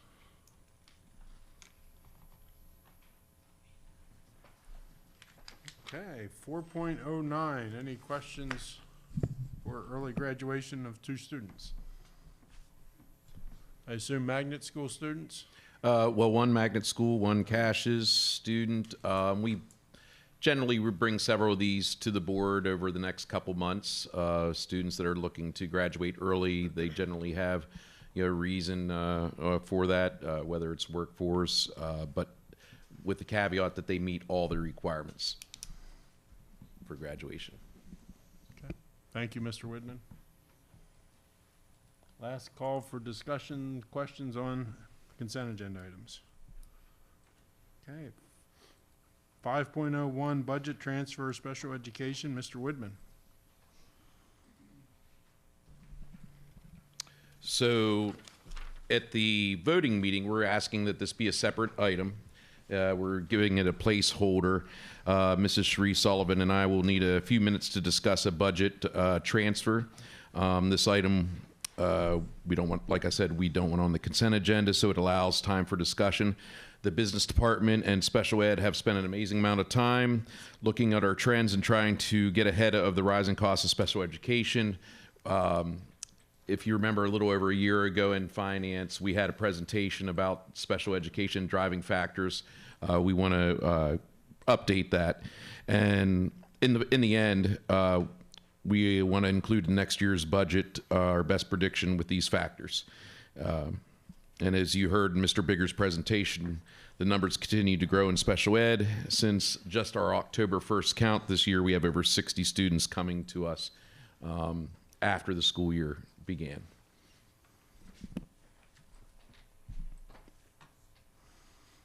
Okay. This is a reoccurring event. Hopefully in our discussion on Friday, Mr. Bigger said we have some new processes and thoughts in place that hopefully, I'm not saying we won't have a budget transfer again next year, but at least I think we'll be a lot closer. Magnitude will be a lot It's going to be minuscule compared to the last 3 years of budget transfers. Like I said, a lot of work between the special ed department. I have to give a lot of credit to Danette and Tammy. We spent an amazing amount of time on trying to look at everything and down to every detail of every employee that works with a special ed student. So, and I think just probably a shout out to, as you mentioned earlier in your intro there, Mrs. Sheree Sullivan does just a fabulous job. There was a lot of backlog of cases to get through and get in front of, I think, is the key in the special ed. And I believe Mrs. Sullivan has done a great job as well as the administration and that whole department. It's a tough hill to climb, but we're climbing it. Any questions? Okay, Dr. Long, 5.02, and then just go into 5.03. If you want to discuss any details on this board, we'd have to do it in executive session. So, Dr. Long. Just approval for the expulsions of these 3 students. Okay. If you want to talk about it more, we'll do it at executive session ahead of the next meeting. 5.04, statement of work for one elementary special education student. Mr. Woodman. Yes, this is a student that has high needs that will be attending New Story, and when you look at the cost breakdown, we have it for the next few months there.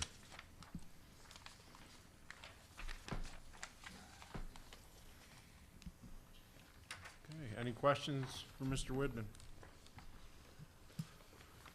We're going to move on to item 9. I don't know. Mrs. Stein, can you check? I saw there was a couple that came in late. I don't know if anyone else signed in for public comment, but don't worry. Even if you didn't sign in, you will get an opportunity. The sheet that's been provided looks like there's 2 definites and 1 maybe, and I'm not sure if there are additional ones there. But thank you, Mrs. Stein, for grabbing that for us. Thank you. Three yeses and 1 maybe.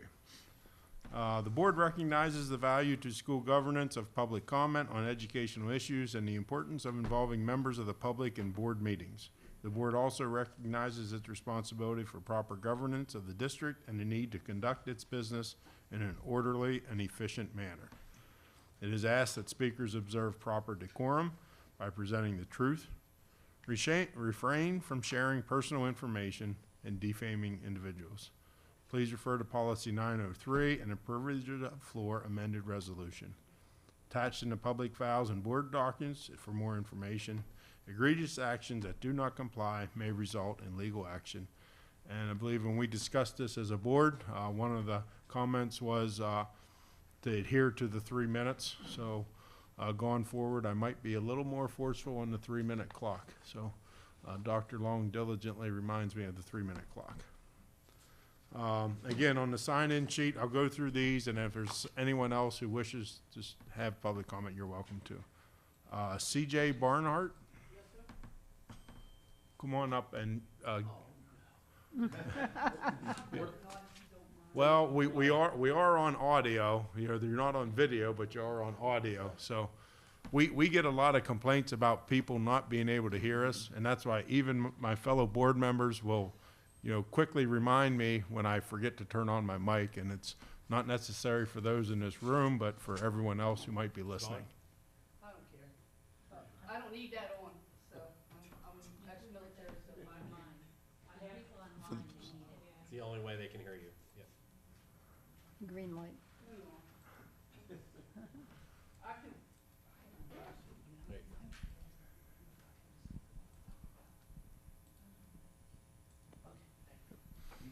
First, Thank I you. want to say Thank thank you. This is my first time here, and I'm really in awe of you guys, every one of you.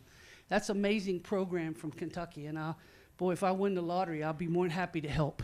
But I'm praying now, I'm praying, God sees other things, but We got your name and phone number and address. thank you, sir. And you're being recorded. I always keep my word. I do foreign exchange students, and there's one that's in the school right now. Well, there's two. The one girl is in the Honor Society, and she's been asked to do that because she likes it here. She wants to come back. Now, we used to do F1 students. Why are we not doing them? Anybody, can you answer that? I've been told so many things. I've been told money. Go ahead, continue. Okay. Yeah, we don't reply with a public comment. You will get a reply later. It's not a back and forth dialogue. Okay, thank you. Yep.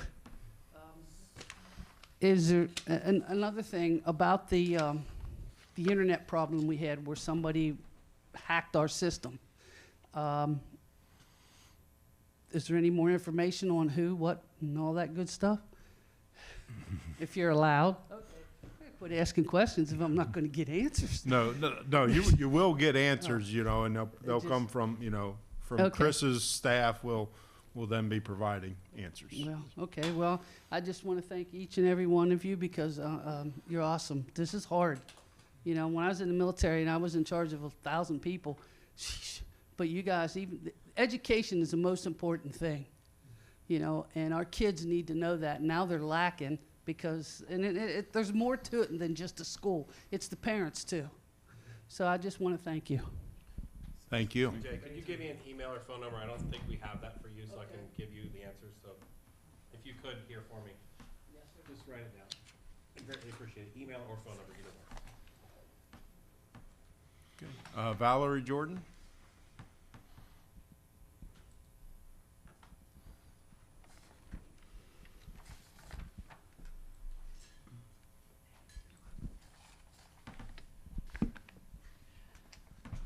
I am going to attempt to lay to rest the idea of diversity, equity, and inclusion as something being so horribly wrong in our nation right now.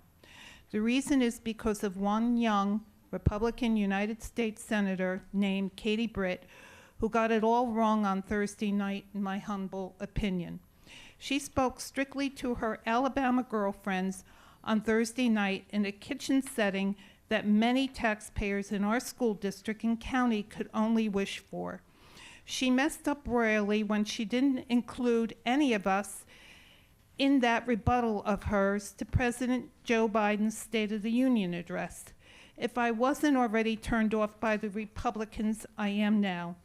I am a 72-year-old woman who sees diversity, equity, inclusion in a whole different way than United States Senator Katie Britt does. I see diversity, equity, inclusion in my own household. I see diversity, equity, inclusion when I bond with grandparents of different races who are raising their grandchildren who come into the very food pantry that I volunteer at. Their grandchildren attend our school district. I see diversity, equity, inclusion in the same food pantry when I see a Muslim family whose children also attend our school district. I see diversity, equity, and inclusion from parents of different races who come into the food pantry that I volunteer at. Their children attend our school district too. I see diversity, equity, inclusion when I see a guidance counselor bond with a young child who needs a hug, and I did see that. I see diversity, equity, and inclusion when I see teachers on a school playground watching over their students while their parents work. I also saw that. I see diversity, equity, inclusion when I see students being fed breakfast by teachers who might not have gotten it before coming to school that day while their parents work. I also saw that. I see diversity, equity, inclusion with the inner workings of the school's PTOs. I also saw that. I don't know what the rest of you see, but that's what I see. Thank you. Thank you. Mr. Piper, you indicated maybe you had a comment to share or a question? I have none. None, okay. Is there any other members of the audience who would care to make any public comments from privilege of the floor tonight? Okay. Moving on to item 10, new business. I was going to mention this in my opening comments, but I'll just interject it now. As I said a month ago at our committee of the whole, this is an opportunity. This is one of the opportunities. I prefer to be the main opportunity for board members to begin a dialogue, a discussion on any topic that interests you. Again, I say I prefer this venue versus trying to debate it on email, text, or anything else. I'd actually dissuade that severely, encourage it a lot. And our solicitor, if he were here, which would cost us money, I'm sure he would agree too. So, as I say, it's a three-step process. The way this, I think, works the best. We bring topics up. We decide whether we even want to proceed discussion with the topics, which may be at a future committee meeting or a future committee of the whole. At that time, we discuss it again and decide whether it's going to go forward onto an action item, at which time, with administration's guidance, we would establish a reasonable timeline to put together a proposal that would come back to the board. And at that time, there would be a third vote or opportunity for a vote if the board decided to move forward with anything. Or this could be just a matter for kind of privilege of the floor for a board member. It's your paycheck for giving your time as public servants tonight.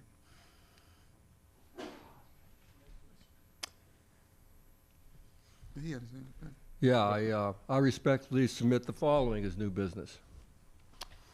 I propose that the district develop and implement a strategy to create opportunities for all elementary students to meet each other, not just in their school, but through the whole elementary system, to meet, to cooperate, and collaborate with their peers throughout their elementary learning experience. Currently, we have each elementary school is an isolated entity. They have their own separate identities as sports teams, separate cultures, demographics, and socioeconomic statuses. They don't interact much, and if they do, it's often in a competitive environment on the playing field. I've talked with many students who have expressed how difficult the transition from elementary to the middle schools can be. Parents have also told me about the stress and anxiety their kids have experienced during this time. We have an opportunity to create an environment that lessens the stress of that transition. Let us provide frequent and substantive experiences for elementary students to get to know one another, develop friendships, collaborate, cooperate, and team build. In addition to the knowledge gained in the classroom, these skills are necessary for later success as adults in the real world. So I end with this question. Are we doing the best we can do to prepare our elementary students to transition to middle school? If the transition was less stressful, it may keep students in brick and mortar schools and reduce the impact of financial expenditures associated with the cyber school exodus. It might better prepare students to adapt to new social settings and unfamiliar emotions, reducing the support services required to respond to students with socio-emotional needs. And it could potentially reduce the number of events that require law enforcement intervention. I believe we have an obligation to equip our students with the necessary skills so that they can be independent, responsible, kind human beings that know how to play together, live together, and work together, despite any perceived differences. This is not an us versus them mentality. Let's switch it to a rather it's we are in this together. One Trojan nation built from the ground up.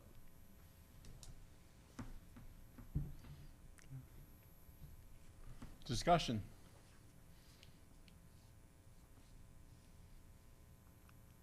I think I've heard some of that. I think about the transitioning, going from, going to the middle school. Some of the obstacles. I think that whether it's culturally, whether it's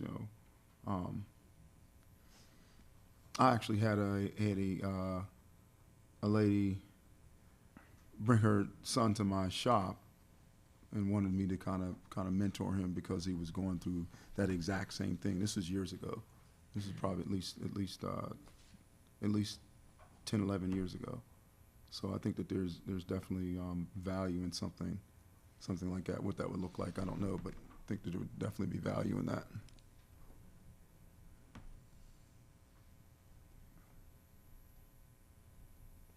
Other thoughts, comments, ideas?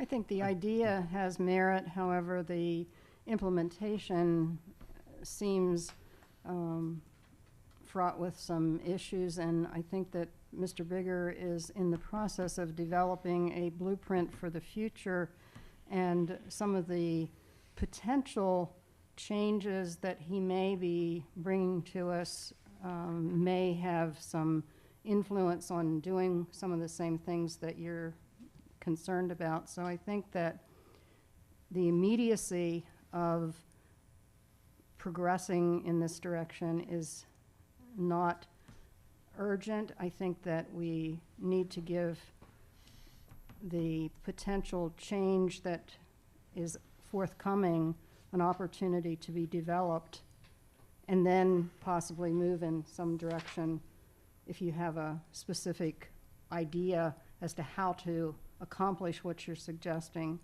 and so on. But I think that some of the possibilities for changes in our elementary structures and so on may reduce some of what you're addressing. Yeah, I would agree that I think Mr. Bigger is on the right track, and probably that may be part of the solution in the long run. But this is a placeholder for me to say, I want that in the strategy, not just thinking about it as an afterthought later on. That's my point. And oh, by the way, I was very, very careful to say, I'm not going to tell Mr. Bigger how to do his job. I'm not going to give him the hows and all the ideas I have. Everybody here has plenty of ideas. It's his job to tell us how to do it. I'm only asking that it be done. So, and I know, and you sort of prefaced that, but I mean, what would it look like? I'm trying to understand what it might look like, or what the educational value may be. And one of my concern is, and I said it earlier after the great State of the District report, again, first time in 11 years I've ever had the privilege of seeing something like this, yet alone this thorough. But I don't want to get into the business or even the perception or perceived feeling where the administration feels like they're being micromanaged. That we are trying to micromanage procedures.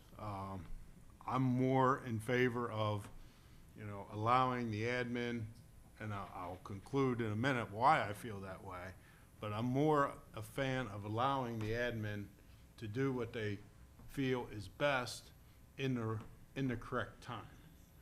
As I said earlier with Chris's report, there's a lot of things that we need to do here. There's a lot of things I would like to do here. But I'm going to conclude with this. I gave Chris my promise back in November that I was going to support him and his thoughts and his ideas. He mentioned earlier that he left the district in 2015, and probably at that time, Chris had a different thought of this old fella, and Chris and I agreed on certain things, and we disagreed on certain things. But I gave him my word that I'm not gonna tell him what to do or how to do it. I build roads and bridges, and he doesn't tell me how to build roads and bridges, and I'm not gonna tell him how to advance an educational platform that his name is behind as the leader of the district. But with that said, if there's a majority of the board here tonight that want to continue this discussion, then again, we would move it forward to probably the next committee of the whole for a more in-depth discussion before we would move it, turn it then back to the administration to come forward with action. I was just trying to think well, if we do move it forward, I guess, I'm trying to figure out what category it would fall under, because I apologize, maybe I don't completely understand it, which I don't, but maybe under education and services would probably be the category it would fall under. But, so that is my thought, but I'm just gonna ask if there's any more discussions or thoughts or comments anyone would like to share. On that topic or just in general? The item that Mr. Haydick has brought forward, and then we can go on to, if you have another item, absolutely. But let's close the loop on this one for tonight, anyway. Yeah, Mike, I love your passion, love your idea. It strikes me as a little bit vague, precisely what you're proposing. So I think I agree with much of what Faye is saying. You know, Mr. Bigger's in the midst of something. I think it may address some of your concerns. I'm open to continuing the discussion, for sure. The key words, as I've read the statement you had emailed, you're looking for the administration to develop a strategy to create opportunities for elementary students to get to know one another as colleagues. That's a great vision. I love that. But I don't know precisely what that means, and I think maybe I would need a little bit more, I would need more concrete examples of what you're proposing. I'm certainly open to continuing the conversation, though. To answer your question, it means this. It means the first time that students meet one another, see other people that don't look like them, don't dress like them, don't talk like them, that they're not strangers. They've already met them in elementary school.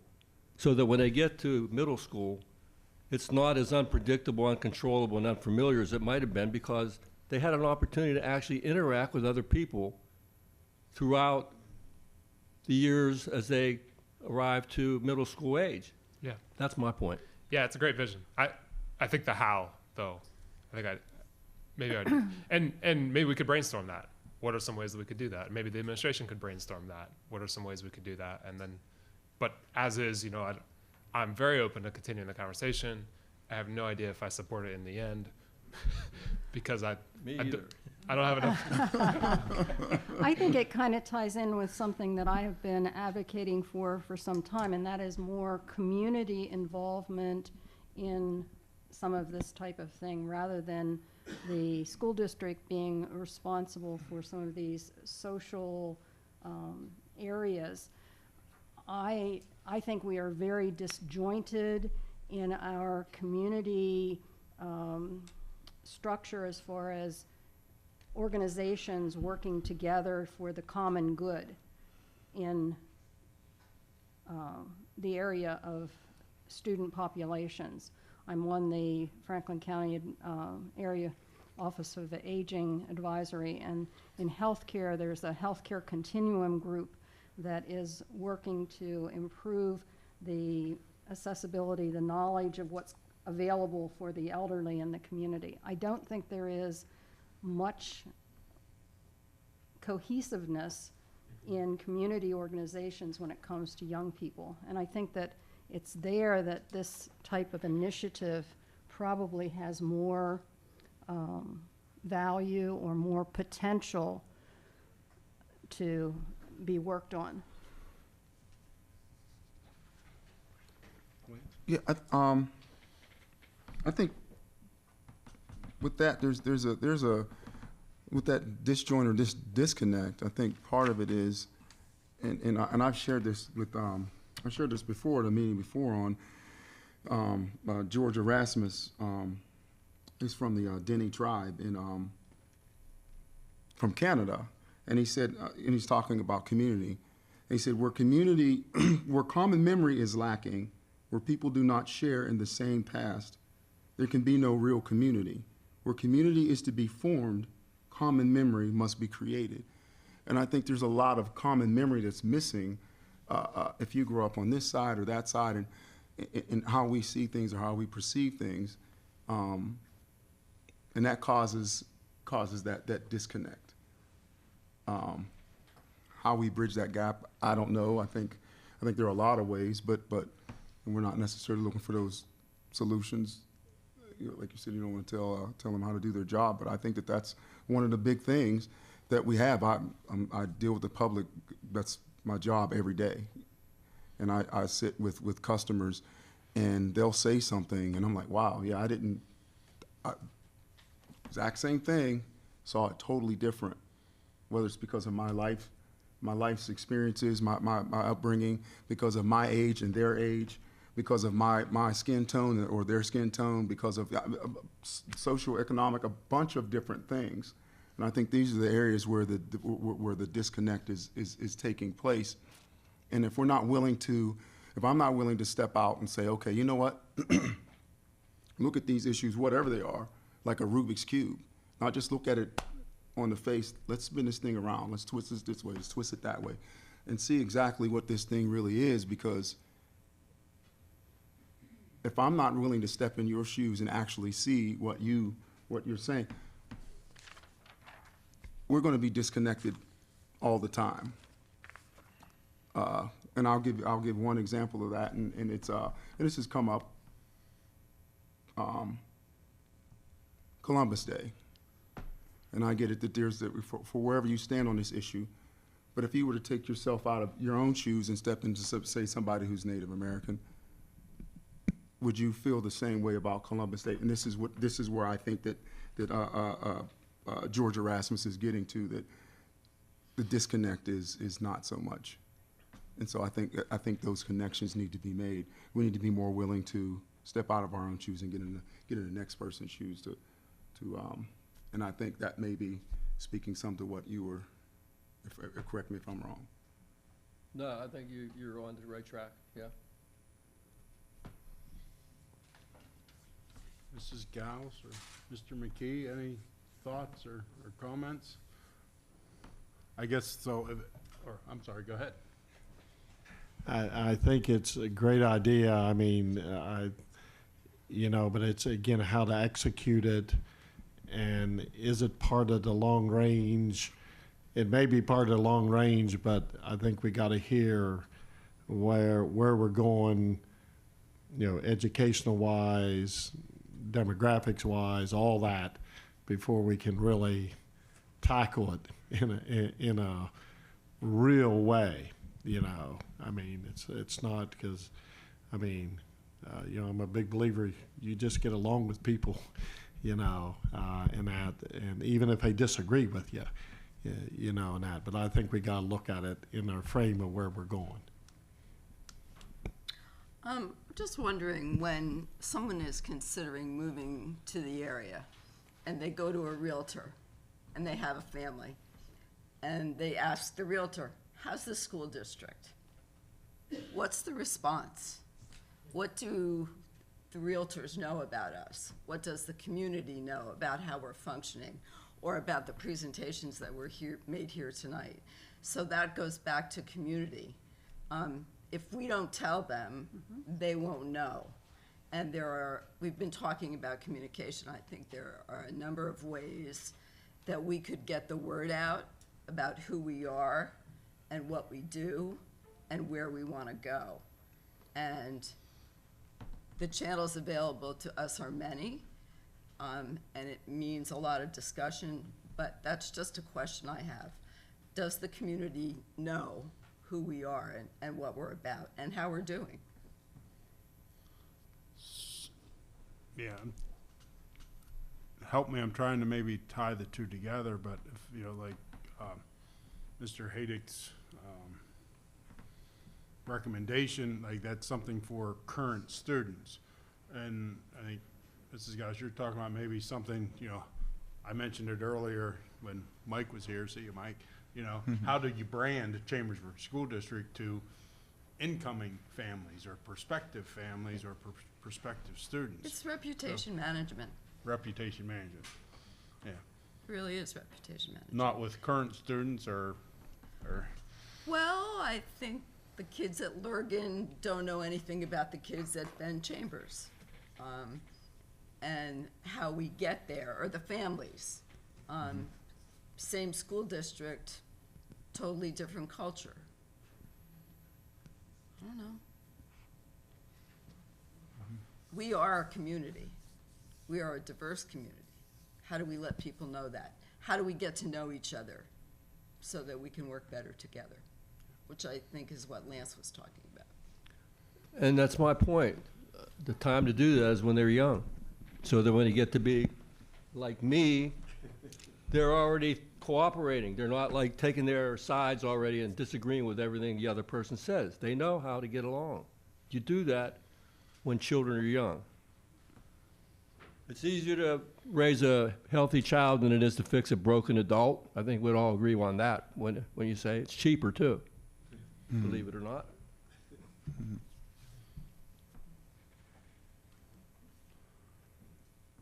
So I think I'm hearing, but correct me if I'm wrong, is, you know, my thought is, thinking out loud here, at a future committee of the whole, which would be the first meeting in April, to have a discussion item, you know, in the 5 series on education and services. And I guess I would encourage any board member who has thoughts, ideas, recommendations, maybe we funnel them through Bev and get them into the Friday folder, you know.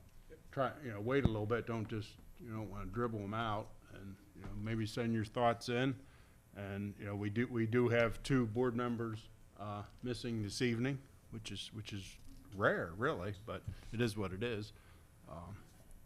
Would that be acceptable to the 7 of us who are present this evening? Okay, we'll move this to a discussion item at the April Committee of the Whole meeting. Mr. Walker, did you have another item you wanted to bring up? No, it was just a comment. I wanted to. Go ahead. No, go ahead. I wanted to thank. I don't know if anybody's attended any of the kindness tunnels. That was really, thank you, Ms. Goggin, for coordinating that. That was incredible. I do have a story at when we were in Fayetteville. I was giving the kids fist bumps and saying good morning to them and everything. And the one little girl, I gave her a fist bump, and we're saying good morning to her. And after I gave her a fist bump, because I personally was there feeling like I'm here to welcome the kids, and she pulled out a little keychain and it had a heart on it, and she handed it to me, and I was like, wow. Well, I wasn't expecting that, but I thought, so anyway, long story short, I had the little keychain, and I wanted to thank whoever that little girl was who gave me the keychain heart on it. Thank you so much. That really made my day. And there were a couple other people there who saw it who were like, you know, impressed with it. It was almost like she was waiting to cheer me on, and I was there trying to cheer her on. So I appreciate those kindness tunnels. That was really great. Just to clarify, I only coordinated having board members at the kindness tunnels. The counselors in the district coordinated having the kindness tunnels. Yeah.